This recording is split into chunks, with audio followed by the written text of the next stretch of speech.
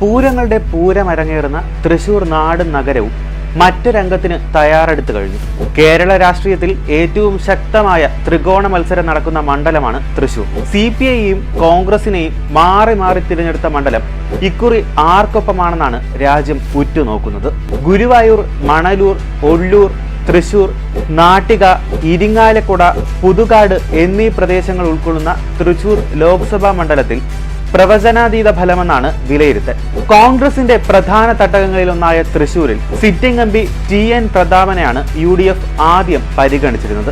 പത്മജ വേണുഗോപാലിന്റെ മറുകണ്ഠം ചാടൽ ഉൾപ്പെടെയുള്ള അപ്രതീക്ഷിത രാഷ്ട്രീയ സംഭവങ്ങളാണ് K മുരളീധരൻ എന്ന വജ്രായുധം ഉപയോഗിക്കാൻ UDFനെ പ്രേരിപ്പിച്ചത്. മുരളീധരൻ കേരളത്തിൽ അങ്ങോളമിങ്ങോളം അറിയപ്പെടുന്ന നേതാവാണെങ്കിലും തൃശ്ശൂരുകാരെ സംബന്ധിച്ചിടത്തോളം അവരുടെ പ്രിയ നേതാവിന്റെ മകൻ കൂടിയാണ്.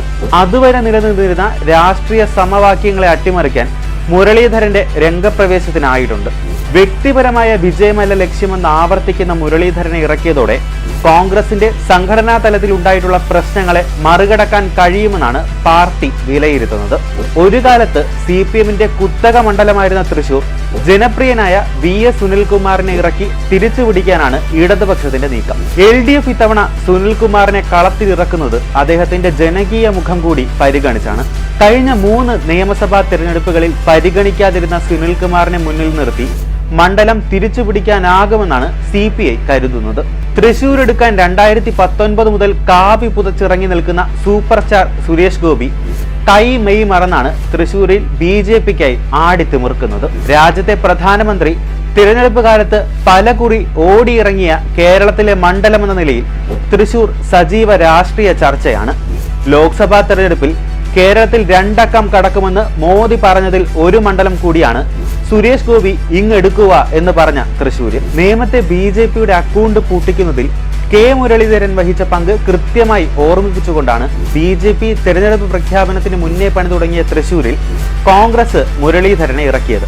K മുരളീധരന്റെ സ്ഥാനാർത്ഥിത്വം BJP വിരുദ്ധ രാഷ്ട്രീയത്തിന് ശക്തി പകരുമെന്ന വാചകത്തിനപ്പുറം കോൺഗ്രസിനെതിരായി CPM ഉന്നയിക്കുന്ന BJPയുടെ നേർക്ക് നേർ പോരാടാനുള്ള മടിയെന്ന ആരോപണം മുരളിയുടെ വരവോടെ മറികടക്കാൻ കഴിഞ്ഞുവെന്ന് പാർട്ടി കരുതുന്നു. മോദിയുടെ സന്ദർശനവും ഗ്യാരണ്ടി പ്രഖ്യാപനങ്ങളുമെല്ലാം തൃശൂരിൽ ഇത്തവണ മത്സരം കടുപ്പിക്കുമെന്ന് വിലയിരുത്തുന്നു.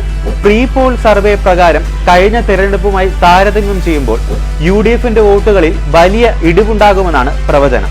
39.83% വോട്ട് നേടിയ UDF ഇത്തവണ 7% കുറഞ്ഞ് 32ലേക്ക് താഴാൻ ഇടയുണ്ടെന്ന് സൂചനകൾ പുറത്തുവന്നു. LDFന് കഴിഞ്ഞ തവണ കിട്ടിയ 30.85% ചെറിയ കുറവുണ്ടാകും. എന്നാൽ NDAയുടെ വോട്ടിൽ വലിയ വർധനവ് പ്രതീക്ഷിക്കാം. 28.19% കഴിഞ്ഞ തവണ സുരേഷ് ഗോപിക്ക് കിട്ടിയത്. സർവേയിൽ അത് 5% കൂടി 33-ലെത്തുമെന്ന് പ്രവചിക്കുന്നു. അതായത് UDFന്റെ നഷ്ടം BJPയുടെ നേട്ടമാകുമെന്ന് ചുരുക്കം. പക്ഷേ ഇത്രയ്ക്ക് ഇഞ്ചോടിഞ്ച് പോരാട്ടം നടക്കുന്നതിനാൽ അന്തിമ ഫലം മാറി മറിയാനും സാധ്യതയുണ്ട്.